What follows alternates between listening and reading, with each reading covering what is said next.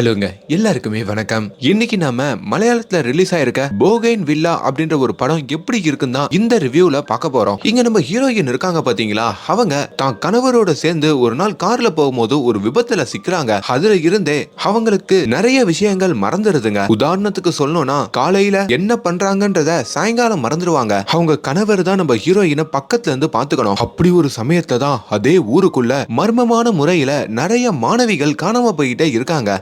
போலீஸ்காரங்க CCTV ஃபுட்டேஜை check பண்ணி பார்க்கும்போது காணாம போன எல்லா மாணவிகள் கிட்டையும் கடைசியா நம்ம ஹீரோயின் தான் பேசிருக்காங்கன்ற மாதிரி தெரிய வருது. இப்போ எதுவுமே ஞாபகம் இல்லாத ஹீரோயின் கிட்ட போலீஸ்காரங்க அந்த மாணவிகள் எங்கன்னு விசாரிக்க ஆரம்பிக்க இந்த கதை வேற ஒரு எல்லைக்கு கொண்டு போய் விடுங்க. அது என்னன்றதுதான் இதுல விறுவிறுப்பா நம்ம பார்க்க போறோம். சோ படம் ஓடிடில அவைலபிளா இருக்கு. கண்டிப்பா ஒரு வாட்டி தமிழ் டப்பிங்கோட பாருங்க. அண்ட் என்னோட வாய்ஸ் பிடித்திருந்தால் ஒரு சின்ன லைக்கோட கண்டினியூ பண்ணுங்கள். பை தி வே நான் கவின், நீங்க பாக்குறது நம்மளோட ஃபிலிம் பை. படத்துடைய ஆரம்பத்திலேயே ராய்ஸ் அப்படின்ற நம்ம ஹீரோவும் அவரோட மனைவியான ரீத்து அப்படின்றவங்கள கூப்பிட்டுக்கிட்டு ஒரு கார்ல போயிட்டு இருக்காங்க. அப்படி அவங்க போற கார் ஒரு விபத்தை சந்திக்குதுங்க. கட் பண்ணா ஒரு 8 வருஷத்துக்கு அப்புறம் இந்த கதையை காமிக்கிறாங்க.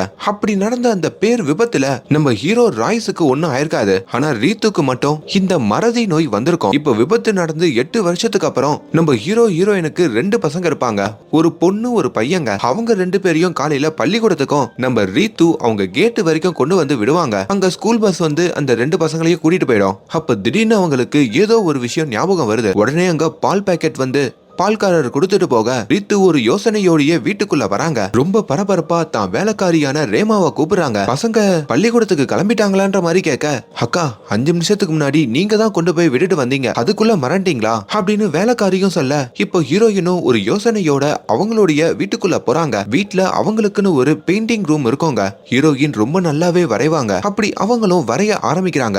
எப்பவுமே சிவப்பு கலர்ல இருக்கிற பூக்களையே அதிகமா வரைவாங்க. இங்க இன்னொரு பக்கம் நம்ம ஹீரோவான ராய்ஸ காமிக்க, இந்த ராய் அந்த மலை பிரதேசத்துல இருக்கிற ஒரு ஹாஸ்பிட்டல்ல டாக்டரா இருப்பாருங்க. நம்ம ராய்ஸ் எப்பெல்லாம் ஹாஸ்பிட்டலுக்கு போறாரோ அப்பெல்லாம் அவர் மனைவி ரீத்துவ அந்த வேலைக்காரங்க ரேமா தான் பாத்துப்பாங்க. ஆக்சுவலி 8 வருஷத்துக்கு முன்னாடி உங்களுக்கு ஆக்சிடென்ட் நடந்திருக்கும்ல, அது நம்ம ரீத்துவுடைய அப்பா அம்மா இறந்து கொஞ்ச நாள்லயே நடந்திருக்கோங்க. இந்த எல்லா விஷயத்தினாலேயும் தான் இப்ப நம்ம ஹீரோயின் எவ்வளவு மறதியோட வாழ்ந்துட்டு இருக்காருதா அந்த டாக்டரும் தன்னுடைய சக டாக்டர் கிட்ட சொல்லிக்கிட்டு இருக்காரு. நம்ம ஹீரோ இருக்காருல, அவர் ரொம்ப மென்மையானவருங்க. குழந்தைங்களுக்கு ஊசி போனா கூட பேச்சு கொடுத்து அவங்களுக்கு வழியே தெரியாம போட்டு விட்டுருவாரு. ஹீரோவுடைய பெரிய எண்ணமே எப்பவும் அவங்க மனைவி கூட இருந்து அவங்கள பாத்துக்கணும் தாங்க. இப்ப கூட வேலை 2 மணிக்கே முடிஞ்சிருச்சுன்னு சொல்லி சீக்கிரமா வீட்டுக்கு கிளம்புறாரு. அப்பதான் ஒரு சின்ன பிளாஷ்பேக்க காமிக்கிறாங்க. 8 வருஷத்துக்கு முன்னாடி நடந்த விபத்துக்கு அப்புறம் நம்ம ரீத்துவா பார்த்த டாக்டருமே ஹீரோ கிட்ட வந்து அவங்களுக்கு அம்னிஷியா வந்திருக்கு, அவங்கள காலம் ஃபுல்லா நீங்க பக்கத்துல இருந்து பாத்துக்கிற மாதிரி இருக்கும் அப்படின்ற மாதிரி ஹீரோ கிட்ட சொல்லிருப்பாரு. கட் பண்ணா நிகழ்காலத்துக்கு கதை வருது. நம்ம ஹீரோயின் இந்த பெயிண்டிங் வரைஞ்சிருப்பாங்கல்ல, அந்த பெயிண்டிங்க ஒரு கவர் போட்டு மூடுறாங்க. இப்ப அந்த வேலைக்காரங்க ரேமாவும் அந்த இடத்துக்கு வந்து நேரமாச்சுமா கிளம்பலாமான்னு சொல்லி நம்ம ஹீரோயினுக்கு மேக்கப் எல்லாம் போட்டு அப்படியே வீட்டு வெளியே கூட்டிட்டு வந்தா அங்க ஒரு டிரைவர் இருக்காருங்க. ஆக்சுவலி ஒரு கால் டாக்ஸி ஓட்டுறவரு இந்த வேலைக்காரியோட கணவருங்க. அப்படி அவரோட கார்லயும் நம்ம ஹீரோயினை கூப்பிட்டுக்கிட்டு பக்கத்துல இருக்கிற ஒரு எஸ்டேட்டுக்கு போவாங்க. அங்க ஹீரோயினுடைய பெயிண்டிங்க 3000 ரூபாய்க்கு இவங்க விற்பாங்க. வேலைக்காரிக்கு அன்னைக்கு ஒரு கேள்வி வருதுங்க, எப்பவுமே இந்த பெயிண்டிங்க 3000 ரூபாய்க்கு தான் வாங்கிக்கிறீங்க, ஆனா எங்க மேடமோட பெயிண்டிங் வெளியே யார்கிட்டயும் அதிக காசுக்கு விக்கிறீங்க அப்படின்னு வேலைக்காரி அங்க சண்டை போட செய்ய, ஆனா நம்ம ஹீரோயின் பெருசா கண்டுக்காம அங்கிருந்து வேலைக்காரிய கூட்டிட்டு வராங்க. கட் பண்ணா இப்ப அந்த எஸ்டேட்ல இருக்கிற நபர்கிட்ட பெயிண்டிங்க வந்து நம்ம ஹீரோவே வாங்குற மாதிரி காட்டுறாங்க.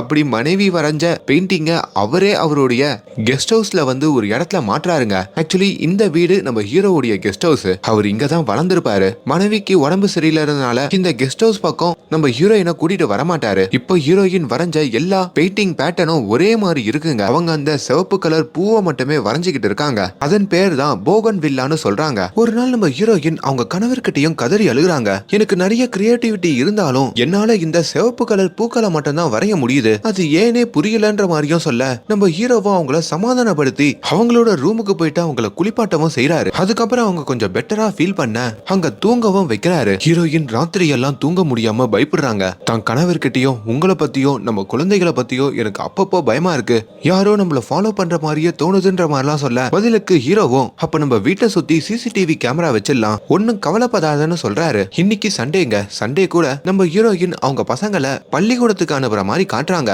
அப்படி ஒரு நேரத்துல தான் தன்னுடைய வீட்டுக்கு இந்த சிசிடிவி கேமரா செட் பண்றதுக்கு ஒரு 4 பேர் வராங்க. அவங்கள குறுகுறுன்னு பாக்குற நம்ம ஹீரோயினும் திடீர் திடீர்னு ஒரு கத்தியை எடுத்து அந்த 4 பேரையுமே போட்டு தள்ள வர அங்க வர நம்ம ஹீரோவும் பட்டுன்னு நம்ம ஹீரோயினை அறையிறாரு. அவங்க மயக்கம் போட்டு விழறாங்க. இப்போ அவங்கள கூட்டிட்டு போயிட்டு ரூம்ல தூங்க வச்சுட்டு என் மனைவிக்கு கொஞ்சம் உடம்பு சரியில்லை, நீங்க உங்க வேலையை பாருங்கன்னு சொல்ல வந்திருக்கவங்களும் கொஞ்சம் பயப்படுறாங்க. இப்போ அதே நாள் ராத்திரி நம்ம ஹீரோயின் திடீர்னு தூக்கத்துல இருந்து முழிச்சிக்க பக்கத்துல பார்த்தா தன்னுடைய கணவர் அடிபட்டு அங்க மயக்கத்துல இருக்கிற மாதிரி பாக்குறாங்க. திடீர்னு மாஸ்க் போட்டிருக்க ஒருத்தன் இவங்களுடைய கழுத்தை வந்து நெரிக்க கட் பண்ணா காலையில விடியுதுங்க. நம்ம ஹீரோ அவரோட ஹாஸ்பிட்டலுக்கு வேலைக்கு போயிட்டு ஈவினிங் வீட்டுக்கு வர, ஆனா அவரோட கார்ல வரலைங்க. கார் எங்கன்னு கேட்டதுக்கு ஹீரோயின் கிட்டையும் கார் கொஞ்சம் ரிப்பேர் ஆகிருக்கு, சர்வீஸ் சென்டர்ல விட்டுருக்கன்ற மாதிரி சொல்றாரு. அப்படிதான் நம்ம ஹீரோயின் ஒரு நாள் சோஃபால உட்காந்து டிவி பார்த்துட்டு இருக்கும் போதோ கேரளால இருக்கிற ஒரு அரசியல்வாதியோடைய பொண்ணு காணாம போயிட்டாங்களாம். கடைசியா அவங்க காலேஜ்ல இருந்து கிளம்பும் போது தான் மிஸ் ஆயிருக்காங்களாம். அவங்களோட பேரு சையான்ற மாதிரி டிவி நியூஸ்ல வர அதை பாக்குற ஹீரோயினுக்கும் இந்த பொண்ணு நம்ம எங்கேயோ பார்த்த மாதிரியே இருக்கே அப்படின்ற ஒரு குழப்பம் ஏற்படுதுங்க. அங்க தன்னோட வேலைக்காரி கிட்டையும் இந்த பொண்ணு நான் நல்லாவே பார்த்திருக்கேன் அப்படின்ற மாதிரி சொல்ல டிவில அடிக்கடி நியூஸ் வந்துகிட்டே இருக்குல்ல, அதுல முன்ன பார்த்திருப்பீங்க அப்படின்னு அந்த வேலைக்காரியும் சமாளிக்க இப்ப நம்ம ஹீரோயினோட கையில பிரேஸ்லெட் காணாம போகுதுங்க. தன்னோட கணவர் ராய்ஸ் ஆசையா வாங்கி கொடுத்த பிரேஸ்லெட் எங்க போச்சுன்னு வீடு முழுக்க அவங்களும் அவங்க வேலைக்காரியும் தேடுறாங்க. அதே வேலையில தான் தன்னுடைய கணவர் காரை சர்வீஸ் விட்ட காரையும் வீட்டுக்கு எடுத்துட்டு வர அவங்க முன்னாடி வந்து ஹீரோயின் சிரிக்கிறாங்க. உங்களுக்கு ஒரு பெரிய சர்ப்ரைஸ் இருக்குன்னு சொல்லி அவங்க ரூமுக்கு கூட்டிட்டு போய் இது வரைக்கும் சிவப்பு பூக்களை மட்டும் வரைஞ்சிட்டு இருந்த நானு இன்னைக்கு ஒரு ராபிட்டையும் சன்ஃபிளவரையும் வரைஞ்சிருக்கேன் அப்படின்ற மாதிரி அதை காட்டுறாங்க.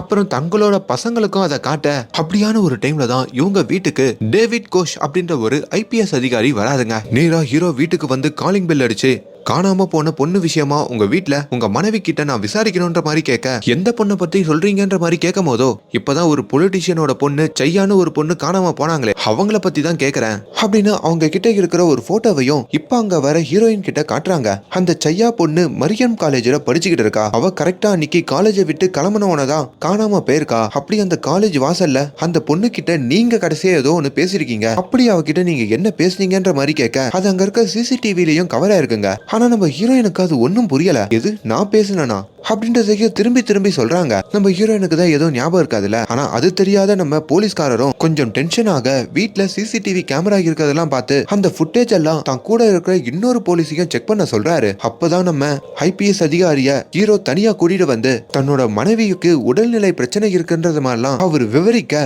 இப்ப இந்த போலீஸ்காரரும் கொஞ்சம் ஆஷா பிஹேவ் பண்ணிட்டோமோன்ற மாதிரி நினைக்கிறாரு. கொஞ்சம் ஹை ப்ரொஃபைல் கேஸ்ன்றதுனால தான் இப்படி பிஹேவ் பண்ணிட்டேன், பட் இருந்தும் நாளைக்கு உங்க மனைவியோடைய மெடிக்கல் ரிப்போர்ட்லாம் எடுத்துக்கிட்டு ஸ்டேஷனுக்கு வந்துருங்கன்னு சொல்லிட்டோம் அவர் அங்க இருந்து போறாரு. அடுத்த நாள் ஸ்டேஷனுக்கும் நம்ம ஹீரோயினும் அவங்க கணவரும் வர அப்படி ஹீரோயினை தனியா கூப்பிட்டு இந்த போலீஸ்காரரும் காணாம போன சையா பொண்ணுடைய போட்டோ காமிச்சு இந்த பொண்ணு ஞாபகம் இருக்கான்னு கேட்க ஹீரோயின் ரொம்ப யோசிச்சு பார்த்து ஞாபகம் இருக்கு, இந்த பொண்ணு கிட்ட அந்த நேரத்துல ஏதோ ஒரு பொண்ணு போய் பேசினாங்க, அவங்க தலையில கருப்பு கலர்ல முக்காடு போட்டு இருந்தாங்க, அதை நான் கண்ணால பார்த்தேன்ற மாதிரி சொல்ல அது யாருன்ற மாதிரி போலீஸ்காரு கேட்க அப்பதான் அது என்னோட வேலைக்காரின்ற மாதிரி அவங்க பேர் ரேமான்ற மாதிரியும் நம்ம ஹீரோயின் சொல்றாங்க. இப்ப வெளியே வெயிட் பண்ணிக்கிட்டு இருந்த ஹீரோக்குமே அது ஷாக்கிங்கா இருக்குங்க. உனக்கு தான் உடம்பு சரியில்லைன்னு தெரியும்ல, எதுக்கு உன் கற்பனையில வர உருவத்தெல்லாம் பார்த்த மாதிரி போலீஸ் கிட்ட சொல்ற, இப்ப உன்னால நம்ம வேலைக்காரி ரேமாக்கு தானே பிரச்சனைன்ற மாதிரியும் ஹீரோயினும் பயங்கரமா கத்துறாரு. சம்பவ இடத்துக்கு வேலைக்காரியும் அவங்க கணவரும் வராங்க. வேலைக்காரியோட கணவருக்கு இவங்க 2 பேர் மேலேயும் பயங்கர கோவங்க. இப்ப உள்ள அந்த ரேமாவும் வந்து சார் அன்னைக்கு நான் ஊர்லயே இல்ல சார், நீங்க சொல்ற தேதியில திரிசூருக்கு கணவர் சொந்தக்காரங்களோட கல்யாணத்துக்கு போயிட்டேன் சார் அப்படின்ற மாதிரியும் சொல்ல இப்ப இந்த போலீஸ்காரரு நம்ம ஹீரோவை கூப்பிட்டு என்ன உங்க மனைவி மாத்தி சொல்லிக்கிட்டு இருக்காங்கன்ற மாதிரி கேட்க அதுதான் சார் அவ வேலையே, அவளால சரியா எதுவும் ஞாபகம் வச்சுக்க முடியாது, அவ நெருங்கி பழகிறவங்க யாருன்னா சில பேர் தான் ஞாபகம் வச்சிருப்பா, அப்படி அந்த வேலைக்காரியும் உங்ககிட்ட சொல்லிருக்கா அப்படின்ற மாதிரிலாம் விவரிக்க இப்ப ஹீரோ வீட்டுல இருக்க சிசிடிவி ஃபுட்டேஜை செக் பண்ணும் போதோ இந்த போலீஸ்காரருக்கு ஒண்ணு தெரிய வருது. ஹீரோ கிட்ட உங்க வீட்டுல அன்னைக்கு ராத்திரி திருட வந்தாங்களா அப்படின்ற மாதிரி கேட்க ஹீரோவும் ஆமான்னு சொல்றாரு. அதாங்க ஒரு நாள் கூட நம்ம ஹீரோயின் தூக்கத்துல இருந்து முழிச்சிருப்பாங்க, பக்கத்துல ஹீரோ மயக்கத்துல இருப்பாரு, ஒருத்தன் வந்து கழுத்தை கூட நெரிச்சிருப்பானே அன்னைக்கு ராத்திரி தாங்க, அப்ப ஏன் கம்ப்ளைண்ட் கொடுக்கலன்ற மாதிரி போலீஸ்காரர் கேட்க அங்க ஹீரோவும் அந்த திருட வந்து எந்த பொருளையும் திருடிக்கிட்டு போல, அதனாலதான் கம்ப்ளைண்ட் கொடுக்கலன்ற மாதிரி சொல்றாங்க. உங்க மனைவி கிட்ட நாங்க டீப்பா விசாரிக்கணும், ஏன்னா அவங்களுக்கு ஏதோ ஒரு விஷயம் தெரிஞ்சிருக்கு, அவங்க அதை மறந்துருக்காங்க, அதுக்காகவே ஒரு ஸ்பெஷல் பர்சனை கூட்டிட்டு வந்து அவங்கள வச்சு உங்க மனைவி கிட்ட நாளைக்கு விசாரிக்கிறேன், ஏன்னா உங்க மனைவி சொன்னாங்க ஈவினிங் ஆயிடுச்சு உங்க பசங்க பள்ளிக்கூடத்துல இருந்து வந்துருவாங்க வந்துருவாங்கன்ட்டு நீங்க போய் உங்க பசங்களை கூட்டிட்டு போங்க அப்படின்ற மாதிரியும் ஹீரோவை போக சொல்ல, ஆனா ஹீரோ போகிறதுக்கு முன்னாடி என் மனைவி நிறைய விஷயத்த கற்பனை பண்ணிப்பா, அதுல ஒண்ணுதான் எங்களுக்கு பசங்க இருக்கிறதுன்னு சொல்லி கற்பனை பண்ணிக்கிறது, எங்களுக்கு பசங்களே இல்ல, அது அவளோட கற்பனைன்னு சொல்ல இது அந்த போலீஸ்காரரான டேவிட்ட நிலக்குலைய வைக்குதுங்க. இப்ப நம்ம டேவிட் அவர் கீழே இருக்கிற இன்னொரு போலீஸ் கிட்ட இங்க டூரிஸ்டா வந்து இந்த காணாம போன செய்யா பொண்ணு வயசுல இருக்கிற வேற எதனா பொண்ணு காணாம போயிருக்காங்களா அப்படின்ற ஒரு டீடைல கண்டுபிடிச்சு கொடுங்கன்ற மாதிரி சொல்ல, அதுக்கப்புறம் மீரா அப்படின்ற ஒரு லேடியையும் நாளைக்கு ஸ்டேஷனுக்கு வர சொல்றாங்க. இந்த மீரா இருக்காங்கல்ல, அவங்க ஒரு சைக்காட்டிஸ்ட் மாதிரிங்க, போலீஸ் இன்வெஸ்டிகேஷனுக்கு நிறைய ஹெல்ப் பண்ணிருக்காங்க. அப்படி இப்ப நம்ம ஹீரோயினுக்கு சில உண்மைகள் தெரிஞ்சிருக்கல, அதை எப்படி கண்டுபிடிக்கிறதுக்கு தான் இந்த மீராவை கூட்டிட்டு வந்திருக்காங்க. நம்ம ஹீரோயினுடைய போனை வாங்கி பார்க்கும் போதோ அவங்களுக்கு அப்பப்போ மறதி வரதுனால அவங்க பண்ற விஷயத்தெல்லாம் அவங்க ரெக்கார்ட் பண்ணி வச்சுக்கிறது உண்டுங்க. ஆனா நவம்பர் 11ஆம் தேதி அந்த பொண்ணு செய்யா காணாம போன தேதி அன்னைக்கு மட்டும் நம்ம ஹீரோயின் அவங்க மொபைல்ல எந்த ஒரு ரெக்கார்டிங்கும் பண்ணல. அது ஏன் அப்படின்ற மாதிரி ஹீரோ கேட்கும் போதோ மேபி அன்னைக்கு ஸ்பெஷலா எதுவும் நடந்திருக்காது, அதனால பண்ணாம விட்டுருப்பன்ற மாதிரி ஹீரோயின் சொல்றாங்க. இப்ப போலீஸ்காரரும் நீங்க முன்னாடி உங்க வேலைக்காரி தான் அந்த செய்யா பொண்ணை மீட் பண்ணதா சொன்னீங்க, ஆனா அது உங்க வேலைக்காரி இல்ல, ஏன்னா அவங்க திருச்சூருக்கு போற டோல்ல அவங்க கார்ல போயிட்டு இருக்கும் போதோ எடுத்த ஒரு சிசிடிவி ஃபுட்டேஜ் அதை காட்டி கொடுத்துருக்கு. அப்போ நீங்க பார்த்தது யார, அந்த செய்யா பொண்ணு கிட்ட கடைசியா யாரு பேசினான்ற மாதிரி கேட்க ஹீரோயினுக்கு யோசனைகள் வந்துகிட்டே இருக்கு. இப்போ அந்த ஸ்டேஷன்ல இருந்த ஹீரோயின் கிளம்ப அப்போ அந்த முகத்தை நினைச்சு பார்க்கும் போதுதான் அது தன்னுடைய முகம்னு தெரிய வருது. எப்ப நம்ம ஹீரோயின் அந்த வேலைக்காரியோட பேரை போலீஸ் கிட்ட சொல்லிருப்பாங்களோ அதுல இருந்தே அந்த வேலைக்காரி வேலையை விட்டு நின்று இருப்பாங்க. வேலைக்காரி வேலைக்கு வராதனால ஹீரோவாலையும் ஹீரோயினை தனியா விட்டுட்டு ஹாஸ்பிட்டலுக்கு போக முடியாதுங்க. இப்ப அந்த வேலைக்காரியோட வீட்டுக்கே வந்து நடந்த விஷயத்துக்கு மன்னிப்பு கேட்டு காசு எக்ஸ்ட்ரா கொடுக்கறோம் அப்படின்ற மாதிரிலாம் அவங்க கணவர்கிட்டையும் பேசி இப்ப மறுபடியும் அந்த மீராவான வேலைக்காரிய கூட்டிட்டு வீட்டுக்கு வராங்க. அதே வேலையில தான் அந்த ஊருக்குள்ள இருக்கிற ஒரு ஏரியில இருந்து ஒரு பிணத்தை எடுக்கிறாங்க. அந்த பிணத்தோடைய கையில ஒரு பிரேஸ்லெட் இருக்குங்க. இதுதான் நம்ம ஹீரோயின் கிட்ட இருந்து காணாம போன பிரேஸ்லெட். கட் பண்ணா இப்ப நம்ம ஹீரோயின் வீட்டுல இருக்கும் போதோ அவங்க வேலைக்காரியும் அக்கா உங்க கையில இருக்கிற புது பிரேஸ்லெட் நல்லா இருக்குன்னு சொல்ல, புதுசா அவ பழசெங்க போச்சு, அன்னைக்கு ராத்திரி தான் உங்க பிரேஸ்லெட் காணும்னு சொன்னீங்க, நம்ம எல்லாம் சேர்ந்து எல்லா இடத்துலயும் தேடணும், ஹாஸ்பிட்டல் எல்லாம் கூட போய் கேட்டோமே, அதுக்குள்ள மறந்துட்டீங்களான்னு கேட்க இப்ப மறுபடியும் அந்த காணாம போன பழைய பிரேஸ்லெட்டை ஹீரோயின் தேடுறாங்க. கடைசியா நான் கார்ல தான் போனேன், ஒருவேளை கார்ல மிஸ் ஆயிருக்கமோன்ற மாதிரி ஹீரோயின் நினைக்க அப்பதான் அவங்க கணவர் காரை வேற சர்வீஸுக்கு விட்டுருப்பார்ல, சர்வீஸ்ல யாருன்னா எடுத்திருப்பாங்களான்னு சொல்லி இப்ப ஹீரோயினும் வேலைக்காரியோட சேர்ந்து அந்த சர்வீஸ்லயே வந்து கேக்குறாங்க. ஆனா அந்த சர்வீஸ்ல காரை 4 மாசமா சர்வீஸே விடலன்ற ஒரு ட்விஸ்ட சொல்றாங்க. எதுக்கு நம்ம கணவர் சர்வீஸ் விட்டாருன்னு நம்ம கிட்ட பொய் சொல்லணும்ன்ற மாதிரி ஹீரோயினுக்கு ஒரு கேள்வி வருது. இப்ப அந்த திருடன் வந்து போன ராத்திரி தான் அந்த பிரேஸ்லெட் காணாம போயிருக்கும். அந்த ராத்திரி ஹீரோயின் ஹாஸ்பிட்டலுக்கும் போயிருப்பாங்க. அப்படி அந்த ஹாஸ்பிட்டல்லையும் வந்து கேட்கும் போதோ அங்க சிசிடிவி கேமரால அங்க இருக்கிற வாட்ச்மேன் காமிக்கிறாரு. அதுல நம்ம ஹீரோயின் தான் காரை ஓட்டிக்கிட்டு வருவாங்க. எனக்கு கார் ஓட்டவே தெரியாதே, நான் எப்படி இங்க கார் ஓட்டுறன்ற மாதிரி ஹீரோயினுக்கு இன்னொரு கேள்வியும் வருது. இப்ப நைட்டுக்கு வீட்டுக்கு வர கணவர்கிட்டையும் எதுக்கு சர்வீஸுக்கு காரை கொடுக்காமையே கொடுத்தன்ற மாதிரி சொன்னீங்க, என் பழைய பிரேஸ்லெட் எப்படி காணாம போச்சு, நான் எப்படி கார் ஓட்டினேன் அப்படின்ற மாதிரி கேள்வி கேட்க அப்பதான் ஹீரோ அன்னைக்கு ராத்திரி திருட வரப்போ என் மண்டையில அவன் அடிச்சிட்டான், நான் மயங்கி விழுந்துட்டேன், அப்படி அவன் வீட்டுக்கு வரப்போ உன்னோட பிரேஸ்லெட்டை திருடிக்கிட்டு போயிட்டான், எனக்கு மயக்கம் தெரிஞ்சு நான் அவனை துரத்திக்கிட்டு போறப்போ அவன் மண்டையில நான் ஒரு ராடு எடுத்து அடிச்சேன், அதுல அவன் தப்பிச்சிட்டான், அதுக்கப்புறம் தான் கார் ஓட்டிக்கிட்டு நம்ம 2 பேரும் ஹாஸ்பிட்டலுக்கு போனோம், ஒரு கடத்துல என்னால ஓட்ட முடியலன்னு சொல்லி நீ என் காரை வாங்கி ஓட்டின, கல்யாணத்துக்கு முன்னாடி நான் தான் உனக்கு டிரைவிங் சொல்லி கொடுத்தேன், இதெல்லாம் நிறைய வாட்டி உன்கிட்ட சொல்லியிருக்கேன், அப்படி சொல்லியும் நீ அதை மறந்துட்ட அப்படின்னு இப்ப நம்ம ஹீரோ சொல்றாரு. இதை கேட்டு நம்ம எவ்வளவு மறதியா இருக்குமேன்னு சொல்லி ஹீரோயின் கதறி அழுகுறாங்க. அப்படி ஒரு நேரத்துல தான் ஹீரோயின் அவங்க பசங்க ரூம்ல இருக்கிற பெட்ஷீட் எல்லாம் கிளீன் பண்ணிக்கிட்டு இருக்கும் போதோ அந்த பெட்டு கீழே இருந்து 2 துண்டு சீட்டு விழுதுங்க.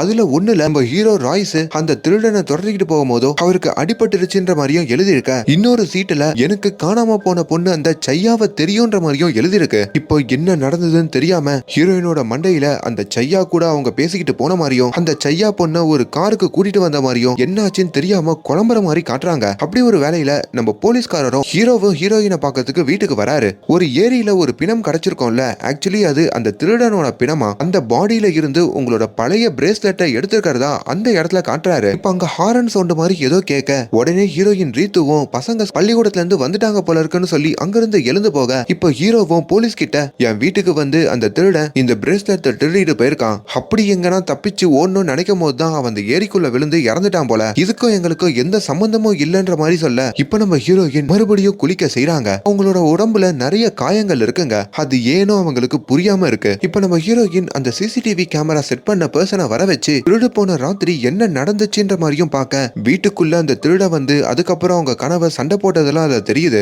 மறுபடியும் நம்ம ஹீரோயின் அங்க குளிக்கிறாங்க. அவங்க கணவர் தலைய துடைக்கிறாரு. ஒரு நாள் இந்த போலீஸ்காரரும் நம்ம ஹீரோவை கூப்பிட்டு அந்த செய்யா காணாம போன மாதிரியே அடுத்த 2 மாசங்கள்ல இன்னும் 2 பொண்ணுங்க காணாம போயிருக்காங்க, அவங்க எல்லாருமே மாணவிகள் தான் அப்படின்னு 3 பேரோட போட்டோவை வைக்க இப்போ திரும்பி ஹீரோயினை கூப்பிட்டு வச்சு இந்த 3 பேர்ல உங்களுக்கு யாருன்னா ஞாபகம் இருக்கான்ற மாதிரியும் கேக்குறாங்க. ஆனா ஹீரோயின் மறுபடியும் ஒரு குழப்பத்துக்கு போக அப்பதான் ஹீரோயின் ஒரு ஹோம்ல ட்ரீட்மெண்ட் எடுத்துப்பாங்க. அப்படி அந்த மனநல மருத்துவமனைக்கும் நம்ம போலீஸ் வந்து பார்க்க அங்க நம்ம ஹீரோயின் ட்ரீட்மெண்ட் எடுக்கும் போதோ தங்குற ஒரு அறை இருக்குங்க. அந்த அறையில ஒரு ஜன்னல் இருக்கு. அதை திறந்து பார்த்தா அங்க நிறைய சிகப்பு கலர் பூக்கள் இருக்கு. சோ இந்த சிகப்பு கலர் பூக்களை தான் இவங்க பெயிண்டிங்கா வரைஞ்சிட்டு இருக்காங்க போல. அதையும் இப்ப இந்த போலீஸ்காரரு கண்டுபிடிக்கிறாரு. இப்ப நம்ம ஹீரோயினுக்கும் அந்த மீரா இருக்காங்கல்ல, அந்த சைக்காலஜி டாக்டருங்க, அவங்க சில டெஸ்ட் எல்லாம் வைக்கிறாங்க. அப்படி ஒரு லைட்டை உத்து பார்க்க சொல்றாங்க. உங்க மனசுக்குள்ள எது சந்தோஷத்தை கொடுக்குதோ அதை நினைச்சுக்கோங்க, உங்க மெமரிஸ் எல்லாம் ரீகால் பண்ண உதவும்ன்ற மாதிரி சொல்லி இப்ப நம்ம ஹீரோயின் அவங்க குழந்தைகளை நினைச்சுக்க இப்ப மெல்ல அந்த காணாம போன அந்த செய்யா பொண்ணை பத்தி கேட்கும் போதோ மறுபடியும் நம்ம ஹீரோயின் பயங்கரமா அழுது, நான் ஒரு குளத்துல விழுந்துட்டேன், நான் உசுருக்கு போராடிக்கிட்டு இருந்தேன், காட்டு பாதையில தான் அந்த குளம் இருந்தது அப்படின்னு ஏதோ ஒரு குளத்தை பத்தி சொல்றாங்க. அவங்க கணவர் ஹீரோ கிட்டயும் இந்த விஷயம் கேட்கும் போதோ அவ எந்த குளத்தை பத்தி சொல்றான்னு எனக்கு தெரியலன்ற மாதிரி சொல்ல இப்ப அந்த டாக்டர் மீராவும் நம்ம ரீத்துவை இந்த பொண்ணுங்கெல்லாம் காணாம போனாங்கல்ல அந்த இடத்துக்கு கூட்டிட்டு போகலாம், மேபி அந்த இடத்த பார்த்தா அவங்களுக்கு எதுனா ரீகால் ஆகலாம் அப்படின்னு சொல்லி இந்த 3 பொண்ணுங்க காணாம போயிருப்பாங்கல்ல சேம் பேட்டர்ன்ல அந்த 3 பொண்ணுங்களும் காணாம போன இடத்துக்கும் கூட்டிட்டு போக அதெல்லாம் பார்க்க ஹீரோயினுக்கு ஒரு யோசனை வந்துகிட்டே இருக்கு. இந்த ரீத்து எப்பவுமே அவங்க பெயிண்டிங்க ஒருத்தர் கிட்ட விப்பார்ல, அவர்கிட்டயும் மீரா வந்து விசாரிக்கும் போதோ ஆக்சுவலி அந்த மேடமோட பெயிண்டிங்க வாங்குறது சார் தான், அவர் 4000 ரூபாய் என்கிட்ட கொடுத்து 3000 ரூபாய்க்கு அந்த பெயிண்டிங்க வாங்கிக்க சொல்லுவாரு, அதுல எனக்கு ஒரு 1000 ரூபாய் கமிஷன், மேம் குணமாகணும்னு சொல்லி தான் சார் இப்படி ஒரு முயற்சி பண்ணிக்கிட்டு இருக்காருன்ற மாதிரியும் சொல்ல. ஆனா இந்த விஷயம் ஏதோ நம்ம மீராவை இடிக்குதுங்க. நம்ம எவ்வளவு நேரம் ரீத்துன்னு ஹீரோயின் கிட்டயே விசாரிச்சோம், ஹீரோ கிட்ட கொஞ்சம் டீப்பா விசாரிக்கணும்னு நினைக்கிறாங்க. இந்த பெயிண்டிங் வாங்குற விஷயமா ஹீரோவை மீட் பண்ணணும்னு நினைக்க அப்படி ஹீரோவுடைய கெஸ்ட் ஹவுஸ் இருக்கும் பாத்தீங்களா, ஊருக்கு ஒதுக்கு போறாமா, அங்க நம்ம ஹீரோ தனியா இருப்பாருங்க அப்பப்போ. அப்படி அந்த இடத்துக்கும் இந்த மீரா போறாங்க. அப்பதான் அங்க இருக்கிற நிறைய பெயிண்டிங்ஸ் எல்லாம் என் மனைவி வரைஞ்சதுன்ற மாதிரி ஹீரோ காமிக்க இந்த ப்ராப்பர்ட்டி எவ்வளவு அமைதியா இருக்கே, இது எப்படி வந்ததுன்னு கேட்கும் போதோ எங்க தாத்தா எனக்கு கொடுத்தது, எங்க தாத்தா சொத்து தான் இதுன்ற மாதிரியும் சொல்றாரு. இப்ப அந்த கெஸ்ட் ஹவுஸ்ல இருக்கிற ஒரு ஜன்னல மீரா திறந்து பார்க்கும் போதோ அதுல சிகப்பு கலர் பூக்கள் நிறைய இருக்குங்க. அதை பார்க்கும் போதோ அவங்களுக்கு ஒரு விஷயம் தெரிய வருது. கொஞ்ச நேரத்திலேயே அங்க பன்னிகள் கத்துற சவுண்டு கேட்க, நாய்கள் குறைக்கிற சவுண்டு கேட்க ஒரு மர்மத்தை அந்த மீரா உணர உடனடியா அந்த கெஸ்ட் ஹவுஸை விட்டும் அவங்க அவசரமா கிளம்புறாங்க. இதையெல்லாம் ஒரு மர்மத்தோட நம்ம ஹீரோவும் பாக்குறாரு. இப்போ அந்த நாள் இரவு நம்ம ஹீரோ அவங்க மனைவியை கூப்பிட்டுக்கிட்டு எங்கேயோ போற மாதிரியும் அங்க காட்ட இப்போ அடுத்த நாள் காலையில ஹீரோ தன்னோட வீட்டுல துண்டு சீட்ல ஒன்னு எழுதுறாருங்க. அதை அந்த பெட்டுக்கு கீழேயும் வைக்கிறாரு. கொஞ்ச நேரத்துக்கு முன்னாடி கூட நம்ம ஹீரோயின் ரீத்து பெட்டு கீழே இருந்து சில பேப்பர்ல ஒன்னு படிச்சிருப்பாங்கல்ல, அது அவங்க கணவர் வைக்கிறது தான் போல. இப்ப வைக்கிற துண்டு சீட்ல நேத்து மீரா உன்னை பார்க்க வந்தா, அப்படி உன்கிட்ட உங்க கணவருடைய கெஸ்ட் ஹவுஸ்க்கு கூட்டிட்டு போக சொல்லி கேட்டா, அவளை நாளைக்கு கூட்டிட்டு போறதா நீ அங்க பதில் சொல்லி அனுப்பி வச்சுட்ட அப்படின்னு எழுதியிருக்க. இப்ப அதை நம்ம ஹீரோயினும் படிக்க அதை அவங்க மைண்ட்ல ரிஜிஸ்டர் பண்ணியும் வச்சுக்கிறாங்க.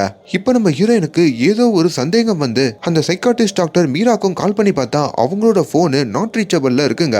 இப்போ அந்த வீட்டுக்கு நம்ம போலீஸ்காரரும் வராரு. அவரோட அசிஸ்டன்ட்ட அங்க இருக்க சிசிடிவியும் செக் பண்ண சொல்ல ஹீரோ என்னாச்சுன்னு கேட்கும் போதோ நேத்து ராத்திரி அந்த சைக்காட்டிஸ்ட் மீரா காணாம போயிட்டாங்க, அதனாலதான் உங்களை தேடி வந்தோன்ற மாதிரி சொல்ல உடனே அங்க ஹீரோயின் அவங்க நேத்து சாயங்காலம் தான் என்ன வந்து பார்த்தாங்க, என் கணவருடைய கெஸ்ட் ஹவுஸ்க்கு கூட்டு போக சொல்லி கேட்டாங்க, இன்னைக்கு கூட்டிட்டு போறதா சொன்னேன், அதுக்குள்ள காணாம போயிட்டாங்களா அப்படின்ற மாதிரி சொல்ல இப்ப சிசிடிவிலையும் சாயங்காலம் அந்த மீரா ஹீரோயினை பார்க்க வந்தது அங்க தெரிய வருது. கட் பண்ணா நம்ம ஹீரோ இருக்காரு பாத்தீங்களா, இதுக்கப்புறம் அவரை ராய்ஸ்னு சொல்லி அவர் பேரை வச்ச கூட்டுப்போம். அவர் அவருடைய கெஸ்ட் ஹவுஸுக்கு வராரு. அங்க திடீர்னு கறியெல்லாம் சமைக்கிறாரு. இப்ப அந்த கறியெல்லாம் எடுத்துட்டு வந்து நாய்க்கு போடுற மாதிரியும் காட்டுறாங்க. இப்ப கெஸ்ட் ஹவுஸ்ல உட்காந்து அவரும் ஏதோ கறியை சமைச்சு சாப்பிட்டுக்கிட்டே அங்க அவரோட தாத்தாவுடைய போட்டோவை பார்த்துக்கிட்டு இருக்க. அப்பதான் ஒரு பிளாஷ்பேக் போகுதுங்க. நம்ம ஹீரோ சின்ன வயசுல இருக்கும் போது அவங்க அப்பாவும் அம்மாவும் பிரிகிற மாதிரி காமிப்பாங்க. அவங்க அம்மா அவங்களோட அப்பாவான ஹீரோ தாத்தா இருக்காருல, அவரு வீட்லயே வந்து விவாகரத்துக்கு அப்புறம் வாழ்வாங்க. அதனால ஹீரோ அவரோட தாத்தா வீட்ல தான் அவரோட 10 வயசுல இருந்து வளர்ந்துருப்பாரு. அப்படி அவங்க தாத்தா வீட்ல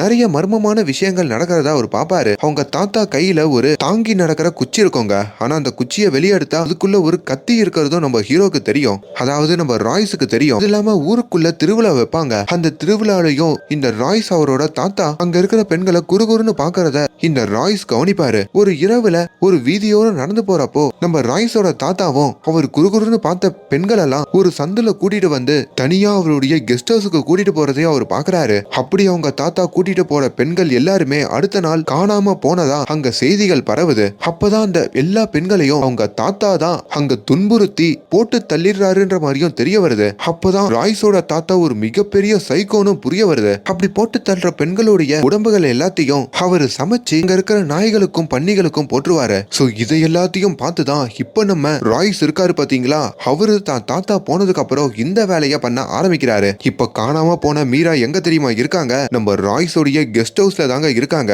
நம்ம ராய்ஸ் தான் அங்க கட்டி வச்சிருக்காரு. ஆனா இது எதுவுமே நம்ம ஹீரோயினான ரீத்துக்கு தெரியாது. ஹீரோயினுக்கு திடீர்னு தான் கணவர் மேல நிறைய சந்தேகங்கள் வர ஆரம்பிக்குது. இப்போ தரோவா தான் வீட்டுல இருக்கிற எல்லா சிசிடிவி ஃபுட்டேஜையும் அந்த வேலைக்காரியோட உட்காந்து பாக்குறாங்க. அப்படி பார்க்கும் போதும் அதுல ஒரு மர்மத்தை கண்டுபிடிச்சு இப்ப காணாம போன அந்த மீரா இருக்காங்கல்ல, அவங்களுடைய வீட்டுக்கும் போறாங்க. அப்படி அந்த மீராவுடைய வீட்டு கேட்ல நின்னு பார்க்கும் போதோ ஹீரோயினுக்கு இந்த மீராவை அவங்க காணாம போன ராத்திரி நம்ம தான் கூட்டிட்டு வந்திருக்கோம் அப்படின்ற மாதிரி ஒரு விஷுவல் வந்து போகுதுங்க. இப்போ அதை பற்றி கேட்கறதுக்கு கெஸ்ட் ஹவுஸ்ல இருக்கிற தான் கணவரை போய் பார்த்தா தெரிஞ்சிடும்னு சொல்லி இப்போ அந்த வேலைக்காரியையும் அவங்க கணவரையும் கூப்பிட்டுக்கிட்டு இவங்க அந்த கெஸ்ட் ஹவுஸுக்கும் வராங்க. ஆல்ரெடி கெஸ்ட் ஹவுஸ்ல மீராவை ஊசிய போட்டு தூங்க வச்சுட்டு இருக்கிற நம்ம இந்த ராய்ஸுமே இவங்க வரதை பார்த்து அது எல்லாத்தையும் கிளியர் பண்ணிட்டு வெளியே வந்து என்னன்னு கேக்குறாரு.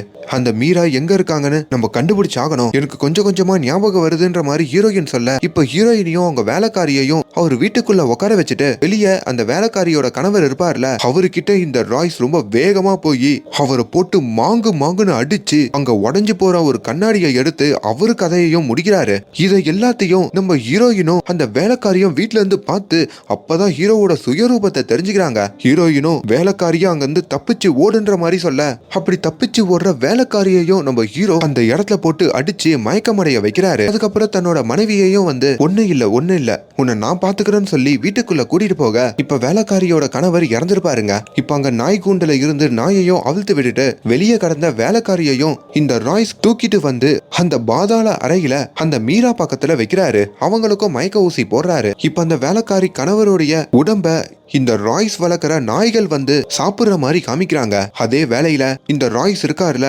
அவர் வீட்டுல இருக்கிற தான் மனைவி வரைஞ்ச எல்லா பெயிண்டிங்கையும் கொளுத்த அதெல்லாம் நம்ம ரீத்துவும் பார்த்து ஷாக் ஆகுறாங்க. அப்பதான் அவங்களுக்கு நிறைய விஷயம் ஞாபகம் வருது. தன்னோட கணவர் தன்னை வற்புறுத்தி கூட்டிட்டு வந்து தன்னை அடிச்சு கொடுமைப்படுத்தி தான் கூடவே வச்சிருக்காருன்ற மாதிரியும் அவங்க தெரிஞ்சுக்கிறாங்க. ஆக்சுவலி என்ன நடந்திருக்கோம்னா இந்த ராய்ஸ் இருக்காருல அவரு தான் மனைவிய வச்சுதான் எல்லா பெண்களையும் கடத்திருப்பாரு. அப்படி முதல்ல காணாம போன சையா கூட தான் மனைவிய பேச விட்டு காருக்கு கூட்டிட்டு வர வச்சு அந்த சையாவை கடத்திருப்பாரு. அதுக்கப்புறம் கெஸ்ட் ஹவுஸுக்கு கூட்டிட்டு வந்து அவங்க கிட்ட சைக்கோத்தனமா நடந்துகிட்டு ஒரு கடத்துல போட்டு தள்ளிட்டு அவங்களோட பிணத்தையும் இந்த நாய்க்கும் பன்னிக்கும் போட்டு டிஸ்போஸ் பண்ணிடுவாரு. அதுக்கப்புறம் அதே பேட்டர்ன்ல காணாம போன மீதி 2 பெண்களையுமே நம்ம ஹீரோ ஒரு மனைவியை வச்சுதான் கடத்திருப்பாரு. அவங்க மனைவி அடிக்கடி நடக்கிறது மறந்து போறதுனால இதை எல்லாத்தையும் அவங்க மறந்துடுவாங்க. ஒருவேளை அவங்க மறக்கலனா அவங்கள நம்ம ஹீரோ குளிப்பாட்டிடுவாரு. நம்ம ஹீரோயினுடைய தலையை அவரு நினைச்சிட்டாருன்னா அவங்களுக்கு பழசெல்லாம் மறந்துடும். அதனால்தான் அடிக்கடி ஹீரோயினோட தலை நனைஞ்ச மாதிரி அங்க காட்டியிருப்பாங்க. அப்படிதான் இந்த மீரா இந்த கெஸ்ட் ஹவுஸுக்கு வரப்போ ஒரு மர்மத்தை கண்டுபிடிச்சு தான் வீடு திரும்பியிருப்பாங்க. எங்க நம்ம மாட்டிக்க போறோம்னு சொல்லி இந்த மீராவோட வீட்டுக்கும் வந்து தான் மனைவியை அனுப்பி அதுக்கப்புறம் அவங்களுக்கு மயக்க ஊசியை போட்டு இந்த ராய்ஸ் தான் கடத்திருப்பாரு. இப்போ நிகழ்காலத்தை காமிக்க இப்ப இந்த எல்லா உண்மையும் தெரிஞ்சுக்கிட்டா தன் மனைவிய இந்த ராய்ஸ் கூட்டிட்டு வந்து ஒரு டப்புல மூழ்கடிச்சு அவங்கள மறக்க வைக்கலான்னு பார்க்க ஆனா அதுக்குள்ள அவங்க தப்பிக்கிறாங்க. ஆனா வெளியே நாய்கள் இருக்கிறதுனால அவங்களால ஓட முடியல. இருந்தும் அங்க இருக்கிற ஒரு காட்டு பாதையில அவங்க ஓட ஒரு குளத்திலையும் வந்து விழுந்துடுறாங்க. இப்போ அந்த இடத்துக்கு வந்து நம்ம ராய்ஸ் அவர் மனைவியை இழுத்துக்கிட்டு இப்ப அந்த 2 பெண்களையும் அந்த வேலைக்காரியையும் மீராவையும் எங்க வச்சிருப்பாரோ அதே இடத்துக்கு அவங்க மனைவியையும் கூட்டிட்டு வராரு. உனக்கு இதை காட்ட வேணாம்னு நினைச்சேன், பரவாயில்ல நீ எப்படியோ மறந்துடுவ பாருன்னு சொல்லியும் இப்ப அங்க இருக்கிற 2 பெண்களையும் போட்டு தள்ள வர அதுக்குள்ள அங்க மயக்கத்துல இருக்கிற மீரா எழுந்து உங்க கையில இருக்கிற சங்கிலிய வச்சு இந்த ராய்ஸோட கழுத்தை நெரிக்கிறாங்க. அங்க இருந்த ரீத்துவையும் உடனே போலீஸ்க்கு கால் பண்ணி வர சொல்லுங்கன்ற மாதிரி சொல்றாங்க. ஆனா அதுக்குள்ள நம்ம ஹீரோ அவர் கையில இருக்கிற துப்பாக்கியை எடுத்து தான் மனைவி மண்டையில அடிக்க அவங்க மயங்கி கீழே விழ அப்புறம் கழுத்தை நெரிக்கிற இந்த மீராவையும் அடிச்சு ஒரு இடத்துல அவர் படுக்க வைக்கிறாரு. அதுக்குள்ள அந்த இடத்துல நம்ம ஹீரோயினோட கைக்கு அந்த துப்பாக்கி வருதுங்க. தான் கணவரையும் அவங்க குறிப்பாக்க பக்கத்துல இருந்து மீராவும் அவனை சுட்டுடு அப்படின்ற மாதிரியும் கத்துறாங்க. அப்பதான் ஹீரோயின் ஒரு விஷயத்த நினைச்சு பாக்குறாங்க. காணாம போன ராத்திரிக்கு முன்னால ஒரு ஈவினிங் இந்த மீரா ஹீரோயினை பார்க்க வந்திருப்பாங்கல்ல, அப்போ ஹீரோயின் கிட்ட உங்களுக்கு குழந்தைகளே இல்ல, உங்க கணவர் தான் உங்களுக்கு குழந்தைகள் இருக்கிறதா நம்ப வைக்கிறாரு அப்படின்னு எல்லா உண்மையும் சொல்லிருப்பாங்க. இப்ப அதெல்லாம் நினைச்சு பார்த்துட்டு அங்க மீரா கிட்டையும் தேங்க்ஸ் சொல்லிட்டு அங்க தன்னோட கணவரையும் இப்ப நம்ம ஹீரோயின் சொல்றாங்க. அதுக்கப்புறம் அந்த இடத்துக்கு போலீஸ் வராங்க. இந்த 3 பெண்கள் சேர்ந்து அந்த சைக்கோவை புடிச்சு இப்ப போலீஸ் கிட்டையும் ஒப்படைக்க அப்பதான் மீரா போலீஸ் கிட்ட அந்த கெஸ்ட் ஹவுஸ்க்கு போகும்போதே அங்க இருக்கிற ரூம்ஸ் இடம்லாம் பார்க்கும் போதே இந்த ரீத்துவோட கணவர் தான் எல்லாம் பண்றாருன்னு கண்டுபிடிச்சிட்டேன். அவர் இந்த ரீத்துவையும் அடைச்சு வச்சு பல கொடுமைகள் படுத்திருக்காரு. இதெல்லாம் எப்படி நான் கண்டுபிடிச்சேன்னா ரீத்து வரைஞ்ச பெயிண்டிங்ஸ் தான். அவங்க எப்பவுமே சிகப்பு கலர் பூக்களை தான் வரைவாங்க. ஆனா திடீர்னு ஒரு சூரியகாந்தி பூவை வரைஞ்சாங்க. அது காணாம போன பொண்ணுடைய டிஷர்ட்ல இருந்த கலர். அப்புறம் ஒரு ரேபிட்டை வரைஞ்சாங்க, பேட்மேனை வரைஞ்சாங்க. அது எல்லாமே காணாம போன பெண்களுடைய டிஷர்ட்ல இருக்கிற பொம்மைகள் அப்படின்ற மாதிரிலாம் சொல்ல இப்ப அட்லாஸ்ட் இந்த போலீஸ்காரருமே இன்னொரு ட்விஸ்ட சொல்றாருங்க. ஆக்சுவலி உங்க பேரு ரீத்துவே இல்ல, உங்க உண்மையான பேரு எஸ்டர். 8 வருஷத்துக்கு முன்னாடி மேபி இந்த கொடூரன் கிட்ட இருந்து நீங்க தப்பிக்க ட்ரை பண்ணும் போது தான் உங்களுக்கு இப்படி ஒரு ஆக்சிடென்ட் நடந்து நீங்க இந்த மரத்திக்குள்ள மாட்டிருக்கீங்க. அதுக்கப்புறம் அந்த பயப்புள்ள உங்களை வச்சு பிளே பண்ணிட்டான் அப்படின்ற மாதிரியும் ட்விஸ்ட உடைக்க இதெல்லாம் ஹீரோயினுக்கு பெரிய ஷாக்கா இருக்குங்க. இப்போ அவங்க கொஞ்சம் ட்ரீட்மெண்ட்லாம் எடுத்துக்கிட்டு இப்போ சிறைச்சாலையில இருக்கிற அவங்க கணவரான இந்த ராய்ஸையும் வந்து பார்க்க உன்னோட நினைவுகள் எல்லாத்தையும் நான் மறக்கணும்னு வேண்டிக்கிறேன்ற மாதிரி ஹீரோயின் சொல்றாங்க. ஆனா பதிலுக்கு அந்த ராய்ஸும் அங்க வில்லத்தனமா சிரிக்க அப்படியே நம்ம எஸ்டர் ஸ்டேஷன்ல இருந்து வெளியே வர மாதிரி கதை முடியுதுங்க. படமா பாருங்க, மேக்கிங்ல சும்மா பிச்சு கடாசிருப்பாங்க. அண்ட் மேலும் இந்த மாதிரியான வீடியோஸை தொடர்ந்து பார்க்கறதுக்கு நம்மளோட சேனலை சப்ஸ்கிரைப் பண்ணுங்க. Thank you so much.